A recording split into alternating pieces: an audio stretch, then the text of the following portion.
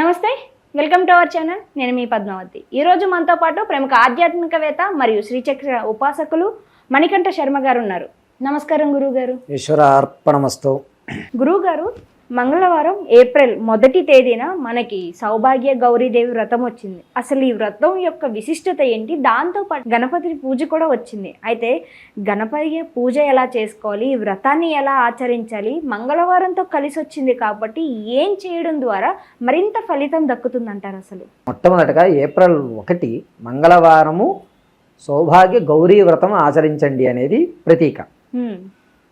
అయితే ఇందులో మళ్ళా గణపతిని విశేషంగా చేయడం అనేటువంటిది ఉండదు. అగ్రతాంబూలాధిపతి ఆయనే. అగ్ర తాంబూల అధిపతి అంటే మొట్టమొదటి పూజ గణపతే. అమ్మవారి యొక్క శరీరం నుంచి ఉద్భవించినటువంటి వారు కాబట్టి ఆయనకు పూజ చేయకుండా ఈశ్వర పార్వతి పరమేశ్వరుల కళ్యాణమే ఉండదు. కాబట్టి గణపతిని ఏ విధంగా ఆరాధించుకోవాలి ఆ రోజు విశిష్టంగా అంటే పసుపుతో గణపతిని తయారు చేయాలి. మీరు ఎంత పెద్ద విగ్రహం పెట్టుకున్నా సరే పసుపు గణపతి హరిద్ర గణపతి అంటారు ఆయన. ఆ హరిద్ర గణపతిని ఏర్పాటు చేసుకుని చక్కగా 4 వైపులా బొట్టు పెట్టుకుని ఊర్ధ్వంలో అంటే పైన ఒక బొట్టు పెట్టుకుని అక్షతలు తీసుకుని గం గణపతయే నమః అని కానీ లేదా శుక్లాంబరధరం విష్ణు శశివరణం చతుర్భుజం ప్రసన్నవదనం ధ్యాయే సర్వ విఘ్నోపశాంతయే అని చెప్పి అక్షతలు స్వామివారి దగ్గర పెట్టి సంకల్పం చెప్పుకుని యథాశక్తానుసారము మీ యొక్క గోత్రనామాలు అవి చెప్పుకుని చక్కగా గరికతో పూజ చేయండి, లేదా తెల్ల జిల్లేడు పువ్వుతో పూజ చేయండి ఆ రోజు. వీటి రెండింటికి విశిష్టమైన విశిష్టత ఉంది. ఎందుకు అనంటే మీ పిల్లలు అత్యంతమైన ఉన్నత స్థానానికి ఎదగాలి అంటే గరిక, తెల్లటివి పుష్పాలు లేదా జిల్లేడు, ఈ మూడిటితోటి అర్చన చేసుకుంటే పిల్లల యొక్క భవిష్యత్తు బాగుంటుంది. ఇంత బెల్లం మొక్క నైవేద్యం. తదనంతరము గణపతిని ఉద్వాసం చెప్పి పక్కా జరుపుకోవాలి.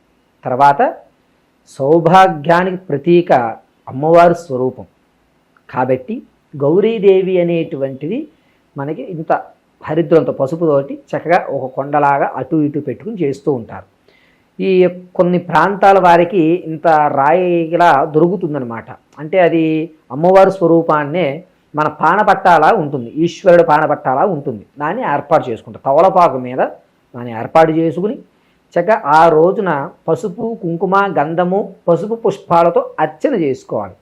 అందరికీ కూడా పుస్తకాల్లో గౌరీదేవికి సంబంధించినటువంటి అష్టోత్తరం ఉంటుంది. అష్టోత్తరం చదివి పుష్పాలు అర్చన చేసుకుని ఒక కంకణాన్ని ఏర్పాటు చేస్తారు. పసుపు దారంతో 12 పోగులు వేసుకుని 5 ముళ్ళు పెట్టి ఒక పసుపు పుష్పాన్ని దానికి ముడి వేసుకుని దాన్ని అమ్మవారి దగ్గర పెట్టుకుని పసుపు కుంకుమ గంధముతో అర్చన చేసుకుని ఇక్కడ చక్కగా పసుపు అక్షతలు మాత్రమే ఉపయోగించాలి. ఎర్రటి అక్షతలు కాదు, పసుపు అక్షతలు మాత్రమే అమ్మవారి దగ్గరకి ఏర్పాటు చేసుకుని తను ఆ యొక్క అక్షతలు కళ్ళకద్దుకుని నైవేద్యంగా మీరు ఏదన్నా పెట్టచ్చు.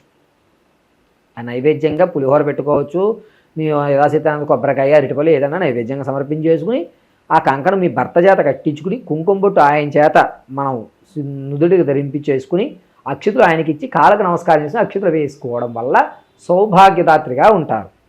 సౌభాగ్యము అనేటువంటిది ఆడవారికి అత్యంత విశిష్టమైనటువంటి లెక్క. ఎన్నో వ్యవస్థలు ఉన్నా కూడా అమ్మ ఎక్కడో శివాలయంలో పసుపు కుంకాలు ఇస్తున్నారు అనగానే పరిగెడతారు పసుపు కుంకాలు తీసుకోవడానికి. మనం ఇంట్లో ఒక ఫోన్ కింద పడిపోయిన తీసి కళ్ళగద్దుకోం, కానీ పసుపు కింద పడిపోయిందండి అని అమంగళంగా ఏర్పరచాలి. భర్త యొక్క జాతకంలో కానీ యజమాని యొక్క కర్మానుసారం కానీ అపమృత్యువులు ఏమన్నా ఉంటే అంటే తెలియకుండా వచ్చేటువంటి ప్రమాదాలు ఉంటే అటువంటి ప్రమాదాలు పోవడానికి ఈ గౌరీదేవి అనేటువంటిది చేసుకుంటారు. యజమాని బాగుండాలి అంటే నేను ఆరోగ్యంగా ఉండాలి అంటే శతమానం భవతి శతాయత్పురుషతేంద్రియాయుష్యేవేంద్రియే ప్రతిష్టతి అని వేస్తాం. మరి నాకెవరు చేస్తారు ఆశీర్వచనం? నాకు ఆశీర్వచనం ఎవరు చేస్తారు కదా?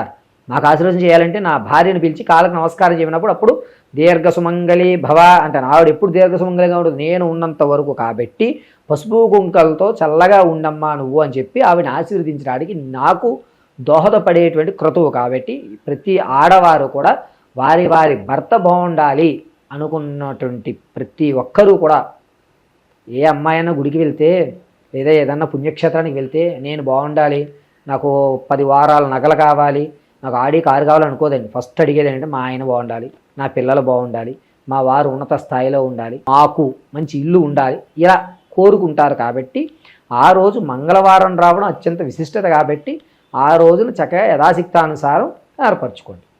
ఇలా చేయడం వల్ల మీ భర్తలకు కానీ మీకు కానీ అపమృత్యు దోషాలు ఉంటే పోతాయి. ఖచ్చితంగా ఎర్రటి పువ్వులతో కూడా అర్చన చేయొచ్చు. ఎర్రటి పువ్వులు అయితే కేవలం మందారం మాత్రమే, ఇంకో పుష్పం పనికిరాదు.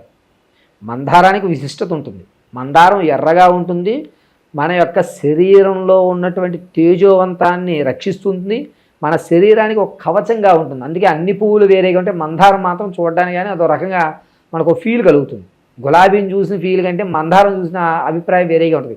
మీరు ఏదైనా అమ్మవారి ఫోటో దగ్గర గులాబీ పువ్వు పెట్టి చూడండి, ఒక రోజు అలా కనబడుతుంది. మందార పువ్వు పెట్టి చూడండి అమ్మవారి దగ్గర, మీకు ఒక వైపు కనబడుతుంది. అంటే ఏంటంటే మందారము అనేటువంటిది ఎప్పటికీ కూడా యజమానులను సౌభాగ్యంగా చేయడానికి ఉపయోగపడేటువంటి ధాతు. కాబట్టి ఆ రోజు మందార పువ్వులు దొరికితే 21 మందార పువ్వులతో అర్చన చేసుకోండి. మందారం లేదంటారా పసుపు పుష్పాలతో అర్చన చేయండి. అయితే గురువు గారు, పెళ్ళైన వారు సౌభాగ్యంగా ఉండడం కోసం ఈ వ్రతాన్ని చేసుకుంటారు. కాకపోతే పెళ్లి కాని అమ్మాయిలు వివాహంలో ఏదైనా మంచి జరగాలి అని అనుకునే వారు కూడా ఈ వ్రతాన్ని ఆచరించవచ్చు అంటారు. అసలు వాస్తవానికి అమ్మవారు మీరు అడిగింది ఏదన్నా ఇస్తుంది. సౌభాగ్యం అంటే వివాహం అయిన తర్వాత కూడా సౌభాగ్యంగా ఉండాలి అంటే వచ్చేటువంటి జాతకుడు ఏ విధంగా ఉన్నాడు, అతని యొక్క జాతకంలో గండాలు ఉన్నాయా అని చూస్తారు. అమ్మాయి ఎక్కడికి వెళ్ళినా అక్కడికి వెళ్ళడమే ఎక్కువ ప్రాధాన్యత ఇస్తాడు తండ్రి. ఎందుకంటే నా కూతురు ఒక ఇంటికి వెళ్ళిన తర్వాత వాళ్ళ స్థాయి పెరిగింది అని చెప్పుకోవాలి. మా అమ్మాయి ఇంటికి వెళ్ళింది అనుకోండి, ఆ అమ్మాయి మా అల్లుడికి ప్రమోషన్ వచ్చింది, ఈ అమ్మాయిని పెళ్లి చేసుకున్నాక మా కోడలు వచ్చిన తర్వాత ఇల్లు కొనుక్కో, ఎలా చెప్పుకోవాలి అంటే అమ్మవారు పాదాలే పట్టుకోవాలి. ఈ పెళ్లి కాని వాళ్ళు కూడా గౌరీ వ్రతం చేసుకోవచ్చు. కాకపోతే ఇక్కడ వాళ్ళ మనోవాంఛ అంటే కోరిక వేరు. అక్కడ ఏమని అడగాలి అంటే, అమ్మా మనస్ఫూర్తిగా నిన్ను అర్చిస్తున్నాను, నీ పాదాలు పట్టుకుంటున్నాను, నాకు పరమశివుడు వంటి ఆయన కాకపోయినా నిన్ను నీ యొక్క భర్త ఏ విధంగా అయితే చూసుకుంటాడో ఆ విధంగా కాకపోయినా కాస్తలో కాస్తైనా చూసుకునే, అంటే ఈశ్వరుడితో తొలతూగేటువంటి వ్యవస్థ ఉండదు. ఏ వ్యవస్థలో అయినా సరే పెళ్లి కొడుకుని నారాయణ స్వరూపంతో పోలుస్తారు. కాబట్టి నాకు మంచి వరుణ్ణివ్వి, నా పెళ్ళి ఎటువంటి ఇబ్బందులు కలగకుండా, ఎటువంటి ఆటంకాలు లేకుండా. అంటే వివాహం చేయడం అంటే ధనంతో కూడుకున్నది, ధనం రావాలి, మంచి వరుడు రావాలి, ఆటంకాలు లేకుండా పెళ్లి సబాబుగా అయిపోవాలి అనేటువంటి కోరికతో మాత్రం చేయాలి. ఈ పెళ్లి కానిటువంటి వారు ఖచ్చితంగా ఏమిటంటే మీరు అమ్మవారికి తెల్ల మందారాలతో చేయండి, ఖచ్చితంగా వివాహం అయిపోతుంది. తెల్ల మందారము గంధంలో ముంచి చేయండి, ఖచ్చితంగా మంచి వరుడు వస్తాడు. చాలా చక్కగా వివరించారు. అయితే ఈ వ్రత ఆచారం ఎలా చేయాలి అన్న దాంతో పాటుగా పెళ్లి కాని వారి కోసం కూడా చాలా చక్కటి ఒక ఉపదేశం అయితే ఇచ్చారు. ధన్యవాదాలు గురువు గారు. ఈశ్వరార్పణమస్తు.